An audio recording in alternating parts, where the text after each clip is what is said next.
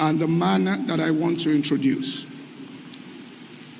A friend of mine from a certain country, I believe it was India, he told me that his church was discussing something.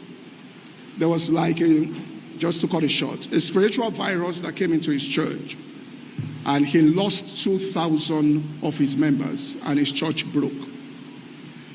And he told me that this virus could not enter Nigeria. He said the reason is that you people have fathers.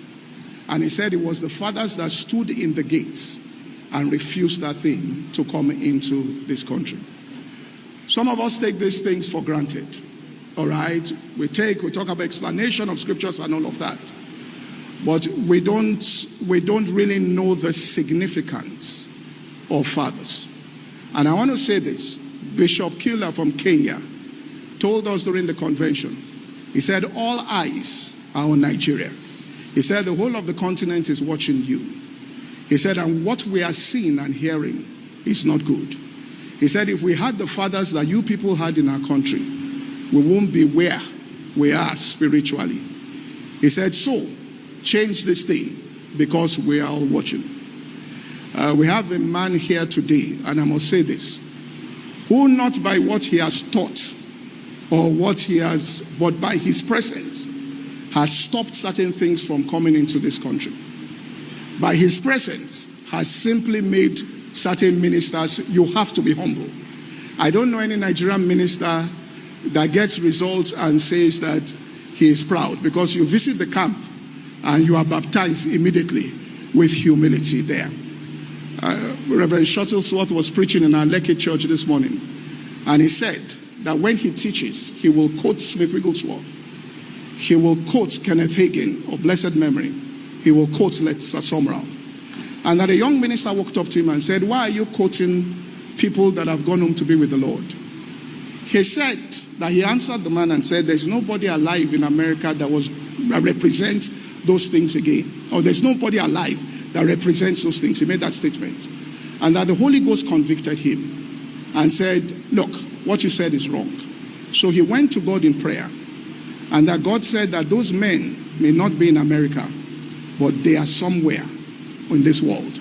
And if you pay a visit to Africa, you will see it.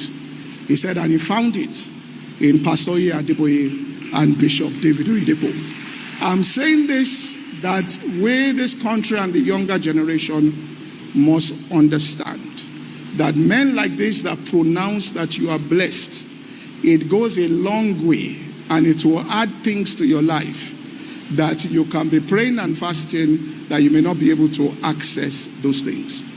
I saw him for the first time in 1987 in Ibadan. It was in an uncompleted building. It was a ministers' conference, Holy Ghost convention.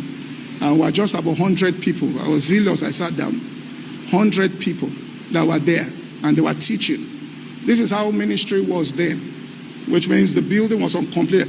When I mean uncompleted, it wasn't even plastered. It was just bricks and all of that.